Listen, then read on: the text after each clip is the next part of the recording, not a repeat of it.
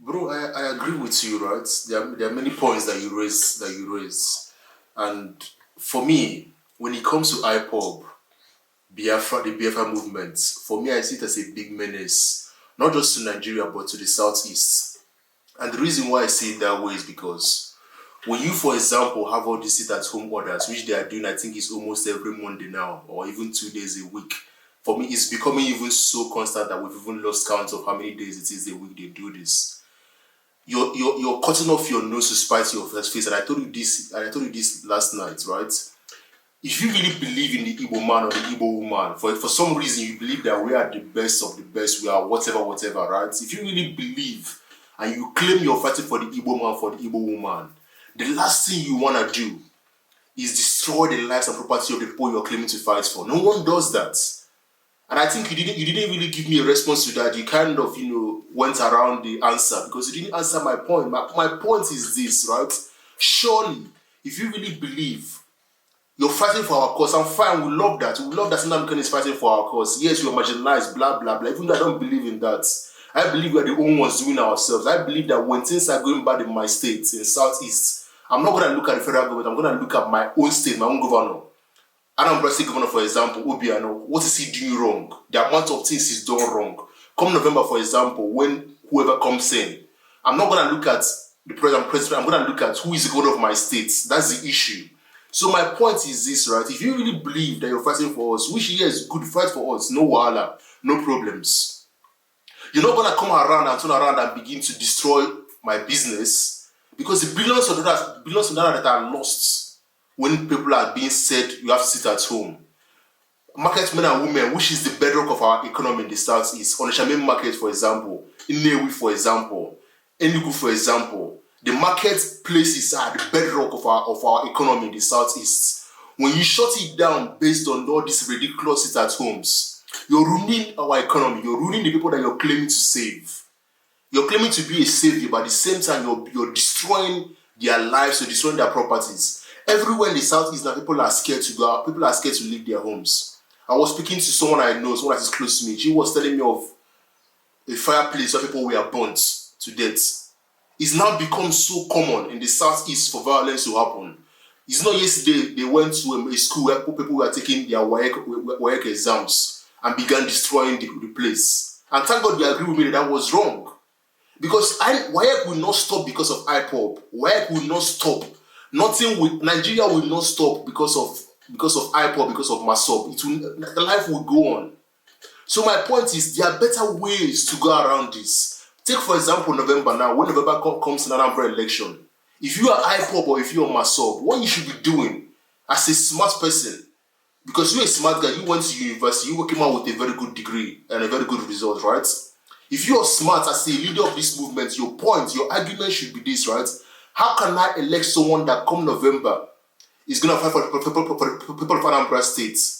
How am I going to elect someone that when they enter come November, they're going to do what Anambra should want them to do? They're going to do well for Anambra people. That should be your concern. Your concern shouldn't be about violence. Your concern shouldn't be about causing sit-at-home orders or causing all this menace. Your concern should be, come November, I want to put out the best candidates. I want my people to vote for the best candidates so that when the person enters, the person is going to ensure that we have good schools, good hospitals, good roads. That should be your whole objective. And you talked about this issue of 90% of government not having people's loyalty. I agree. The reason why IPOB is succeeding, the reason why MASOB is succeeding is because our governors are not popular. If our governors were popular with the people, you will not have all these ridiculous sit-at-home orders. IPOB put up work saying that people should sit at home. The governors will be like, no, don't sit at home. Go to your marketplaces, go to work. And people will obey the governors because the governors are the legitimate elected officials. But because we have unpopular governors, people that are so corrupt, people that don't have any affiliation or any concern for the masses, no integrity, no transparency, no accountability, because we have those issues, people are scared. When Obiano comes and Obiano says, go to war, people are not going to listen to Obiano in Anambra State. People are not going to listen to Ozodemba in Imo State. They're going to listen to IPOB because they know that Obiano cannot protect them. So Ozodemba cannot protect them. So that's my point. You're right, I agree with you. Yes, they don't have the people's loyalty. When a governor of the state that came, someone that came third in an election, circumvents the whole process and now becomes governor of a state, obviously he doesn't have any legitimacy at that point, obviously. But at some point we have to ask ourselves this question: who are the ones causing this? Are we not the ones causing this to ourselves? Take Anambra, for example. I keep on going back to Anambra State because election is in 2 months' time, right?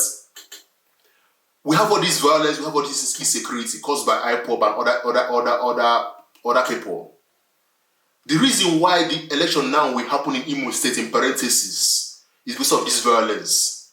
So we've given the federal government the right argument they need to have this election in Imo State. The right excuse they need. Very convenient excuse they need to have this election in Imo State. So we are the ones killing ourselves, right? We are the ones doing this to ourselves. Because when this election happens in Imo State, and for example, Anduba becomes governor, we've messed up. So when we tell people, when we say this to people, there are better ways to have this argument, there are better ways to have these discussions. There is no point having violence. There is no point supporting these people. We need to have voices like yourself, like myself, and others, reasonable people, that are gonna come out and say enough is enough. I agree with you, my brother. Enough is enough. Every Nigerian at this point is already fed up. I agree 100%. Everybody, if you're a Nigerian, whether in diaspora or whether in Nigeria, at this point you're fed up. Is in Nigeria. Everything has gone from bad to worse in Nigeria. So I agree. But my point is this: you have to play by the rules of the game. And I said this to you yesterday. The rules of the game stipulates that you have to contest for an election, put yourself forward. Nnamdi Kanu, and my point when you talk about Nnamdi Kanu, my point was, what's the point then? If he go become tyrant when he go become governor, what's the point of what he's doing? You said it yourself, and you believe in IPOB, right? And if you believe he's gonna become governor one day, or if he runs, you think he's gonna become a tyrant, then what's the point of what he's doing? How is he different from other people we have now? What separates him?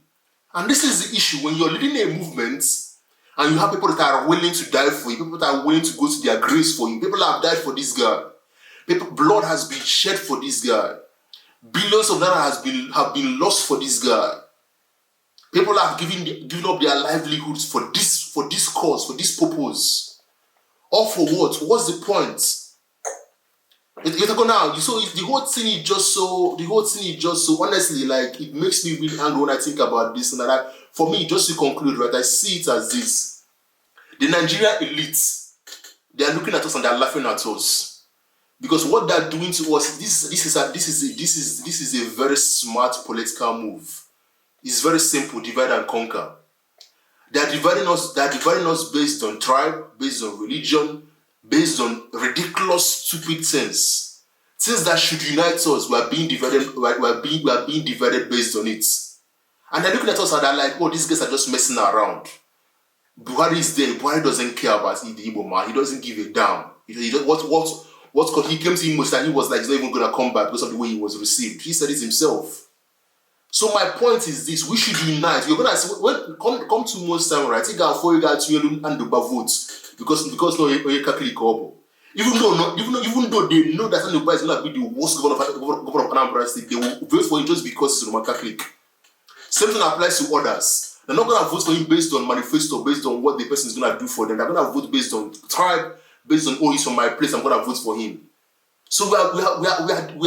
So these guys, the political elite, they're looking at something that, like, so long as we keep on dividing Nigerians up. Look at NSAS, right? When NSAS happened, the Hausa man, the Igbo man, the Fulani man, the Yoruba man came together against the government. All of us were united against bad governance, right? Suddenly, everyone went back to their own enclaves of tribe and religion. So if only we can come together as Southeast, if we can all come together and unite and speak up against these people, speak up against IPOB, speak up against Masob, speak up also against bad governors, against our governors, against our leaders, I think maybe we have a chance.